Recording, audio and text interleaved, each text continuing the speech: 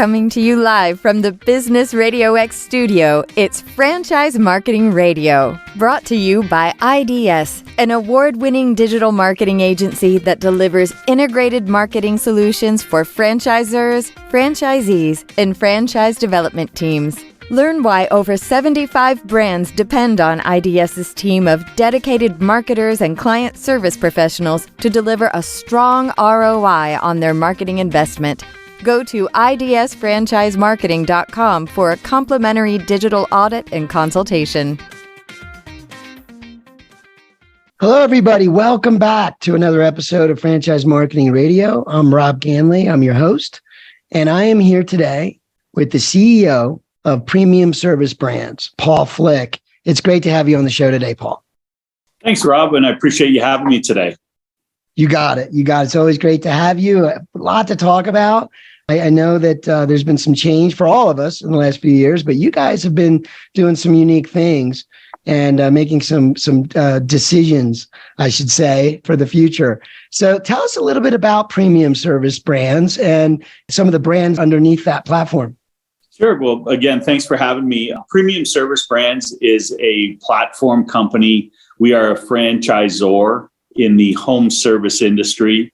And we have 9 different franchise systems with all different service offerings that are all focused on the same end user for the most part. And typically our end user is a residential homeowner, which accounts for about 80 to 90% of our revenue.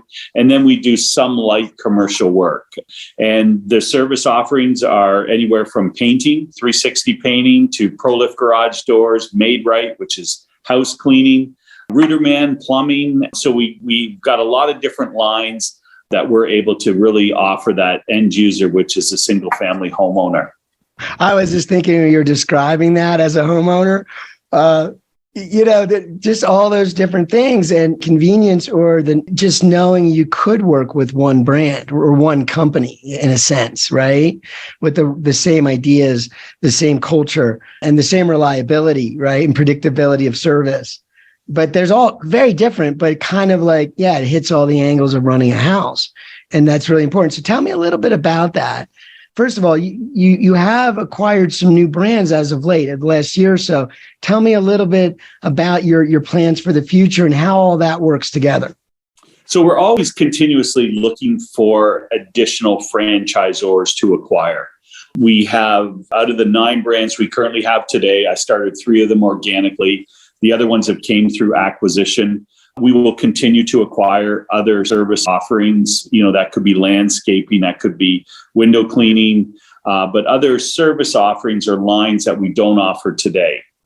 That way, we're able to transition that franchise system over to our platform, but also give another line of service we can offer to that end user. Because as you said, once you instill the confidence in that customer, then they're apt to use us with our other services. The industry is very fragmented. It's customer service deficient. It's marketing deficient, technology deficient. So if we're able to offer certainty and consistency with one customer experience, we can then sell our other services to that same homeowner. Yeah. And I heard landscaping and lighting for anybody out there, right? Paul just said something you might want to tune into.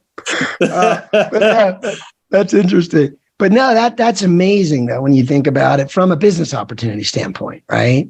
Really it is one of the hardest things in marketing and in sales is getting the first relationship started. And once you have that, most of us want to rely on each other and say, I got a guy for that, or I can depend on, I got a solution. And they end up, it doesn't matter if you do it or not. They'll just ask you, like, who should I use? Is that kind of a relationship can emerge. So tell me, I know, obviously in a franchise brand, a franchise network, everybody's success is tied together, right? And some of the key metrics or KPIs that I know you guys think about are at the unit level, the financials. Are they healthy? Are they doing well? Are they growing? And of course, that then relates to your ability to expand, right? And grow and acquire, more owners and more folks to take new territories. So tell me how do you achieve that success? How do you make sure that the local owners are successful? What are some of the key things you look at as a CEO above all your teams? Like, what are you really keeping an eye on to make sure that metric is always moving in the right direction? Yeah, I think the key or the biggest metric is their launch, and that is really their initial training. So our initial training, it consists of 4 weeks. 1 week is onboarding. So all the new franchise partners are onboarded into our system with logins, and they're getting their licenses, insurance, business, LLCs, et cetera. The next 2 are a virtual training, where we're using virtual reality to help them hone their skills in terms of how do you recruit employees, technicians, subcontractors, how do you do sales to the end user. And then it's 1 week in Charlottesville at our head office here, classroom style. So we're bringing all the people that have spent the last 3 weeks onboarding and then 2 virtual into Charlottesville so our whole training is 4 months. And then they're assigned to a launch coach. And that launch coach is right there to ensure that they're not making mistakes, that they're staying on their budgets, on their plan to execute. Because the greater success they see initially out of the gate, the more they're going to continue to invest in their business when they see things are working. Does that make sense? Oh, man. Yeah, it totally makes sense. And it's so important, that early momentum, the speed to success, or the speed to, some type of cash flow that lets you operate and feel confident and move forward. Right. That's right. So that is the first step. And then I know in the franchise world, it's really, it's up to the owners how far they want to take it. Some are much larger than others, but point is, all of them want to build something special. Right. And so they have a different growth plan maybe, but it all starts with that launch and getting going. It does. Because yeah. So you mentioned earlier, you serve a fragmented market, and there's a lot of players. You mentioned, deficiencies and some things. Tell me a little bit about the marketing. Let's start there, and then maybe get into the technology, because I know you guys are probably also keeping an eye on what technology matters, right? Because we could talk about technology all day, and it's not always what matters for your business model, right? So I'd love to learn a little bit about how you look at marketing. And I know it may vary across the brands, but it is home services. So tell us a little bit of how marketing plays a role. Yeah, initially starting out and ongoing, marketing is critical. You've got to be able to stay in front of the customer, be able to drive leads. Those leads turn into estimates or jobs, and then obviously into revenue. So marketing is the backbone, of every business. And we are in the home service industry. It's over $500 billion annually. So it's a massive industry dominated by Chuck in the truck, who's operating his business from a cell phone in his back pocket as he's doing the trade. So we want our franchise partners to be working on the business, not in it. Now, every franchise partner comes to, premium service brands and whatever brand they buy, whether it's ProLift, House Doctors, KitchenWise, we set up a business plan that's based on their goals. The loftier their goals are, obviously, the more they have to invest in marketing initiatives. And it's their plan and their goals. So, for us, as you said, a lot of the marketing initiatives are similar across all brands. Right. Some we tweak a little bit here and there, but we're able to, given our size and economies of scale, be able to test things out in certain systems and understand what works and doesn't work. So we're able to share across all of our systems what we have found out. So we're able to invest, drive, obviously make mistakes before franchisees are making those mistakes. So, and then we're able to leverage our vendors, whether it's Home Advisors, whether it's Angie's List, CraftJack, to get better pricing for our franchise partners, because they're, at the end of the day, it's all the same end user. And we want to be able to leverage that end user. Yeah. And those platforms, they've built up, massive audiences and reputations, and, why fight it, right? It's good to have organic marketing. but you also have to play the other side too. And then having a presence there too, reviews and reputation, and so important. So you got to play both sides of that. And so really it's all about getting that momentum early on, getting that phone ringing, isn't it? Is that pretty much what it is? Get the phone ringing so they get appointments, so they can get and do the thing that you guys are good at. I mean, look, once you got a customer, it's probably pretty easy to fulfill the promise, I would think, right? You have really nailed down in terms of service delivery. It's the most important thing, Rob, is instilling that trust with the customer and doing the little things they don't expect, like showing up on time, delivering on your promises. And once that customer has a good experience with one of the premium service brands, so whether it's a Made Right or whether it's Rubbish Works or Closet Wise, if they have a good experience, what we do is we leverage that customer experience through our platform called Home One. And we are marketing the other services we have in that area, so our other franchise partners, to that end user. So if they've used 360 Painting, that's a customer that's going to call a company to paint their home. That same customer is going to call somebody to clean their home or do handyman work or fix their garage door. So we constantly are advertising to our end user that has had an experience with one of our brands through Home One. Wow. That's brilliant. I mean, it's what we talked about earlier, but that's putting it into practice, right? You have it, but now you're letting the customer know this is us, right? Premium. And we have these other things we do, and staying top of mind, that little thing, just letting them know, right? Which is hard for the franchisee to do when it's just not automatic, right? It's just in the course of doing business, you will know that we work with these other folks too. And that's brilliant. That's helpful. And again, not every opportunity looks like that, right? If you're getting involved with a solo brand, which is fine. That's great. I talk to them all the time. But the platforms, I mean, there's a reason we're doing that in our industry, and I think it's important. It's all about value.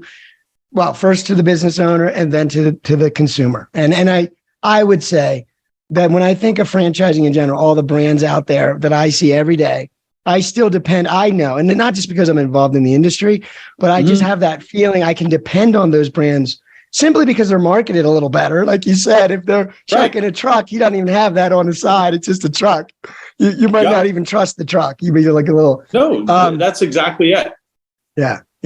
So that it's very extremely helpful when it comes to marketing. So we talked a little bit about technology deficient as well, and you talked a little bit about Home One. So is that a platform across all the brands that is used to execute the business and take payment and keep track of scheduling and the business and all that? Is that what that is? It's like service delivery, customer service oriented. So Home One is really strictly a marketing platform. So any customer that has requested an estimate, has a job underway, or a past job, we are marketing to those customers the other services we happen to have in that same area. So we have multiple brands, multiple franchise partners. So we're leveraging that end user. As far as collecting payment and the KPIs that you talk about, that's all done through our platform and using Service Titan. So Home One is strictly a marketing initiative that is leveraging the end user. So we're able to provide our franchise partners with customer leads with no customer acquisition costs for them. But the technology, the in-field software is Service Titan, and that all downloads into a platform that they're able to track and manage their business in real time. Yeah. I mean, these are decisions that are really hard to make, right? If you're a business owner, like if you're trying to do it yourself, you just don't make the decision. You don't even try to. And technology just continues to evolve. And you had mentioned earlier how you have a sort of a built-in R&D because you can start with maybe one market, one brand, and kind of do a test that you have obviously you believe in, and have a little data to support because I do a little of that myself. I know what that's like. You don't go in blind. You go in with intuition and a hypothesis.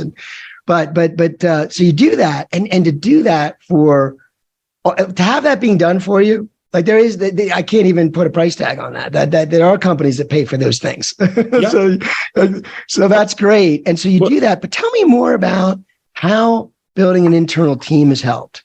And I know you depend on your vendors, but you have a really good team, and they're just, I've read some things about them, but tell me a little bit more about your marketing team and how they're supporting all 9 of these brands. Yeah, we've got an amazing marketing team that is led by Mark Montini. Mark has got a deep background in marketing, but also specifically in the home service industry. And we've got a team, I think it's 14, 15 people on the marketing team that their whole focus is to create efficiencies to generate leads for our franchise partners. So they're creating programs, a playbook for franchise partners to follow, invest in based on what their financial goals are. But they're there to track and manage what's working, what's not, communicating that out to the system. And a lot of that stuff is just not efficient for a one-man show to ever implement. So we're able to do that across all of our brands because, as you said, the same customer who has their house painted by a company is the same customer that's going to have their house cleaned or have closets installed. So, it's a lot more cost effective for us to do it, versus a single man in a van. Yeah. Yeah. And you can't, some of the tech I come across, and I've been doing this for years, it's always been this way. It's less that this way now. And that is that it is hard. You can't afford certain things. It's not in that space, right? They're only marketing to larger businesses, and you have to have, so you don't get the benefit. Now that's changing more now where there is more, but then there's this inability. You don't have the time. You don't have time to kick tires all day and right. Get into spaces you don't know much about. So, but that's right. And without those economies of scale and those relationships, it's really hard to get into the most advanced things that are out there right now. That's right. Because you have to play at a different level. So that's really awesome. So listen, I appreciate your time today, and I could sit here for hours and talk about this stuff, but I want to make sure before we wrap things up, you might be able to share with the audience just one thing that has kind of guided you. You've obviously, I know you've been doing this a long time. You're leading 9 brands. You're a CEO. How do you pull that off? Is there one thing that kind of guides you every day and the people know you for, kind of know about you, or is there anything you could share with the audience?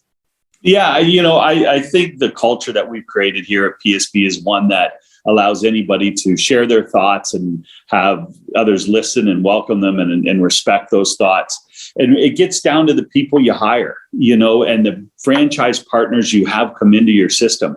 We don't manufacture anything, so the value we have, the assets we have are the people that are interacting and trying to facilitate the success of our franchise partners. So everything is about hiring the right people and treating them the right way.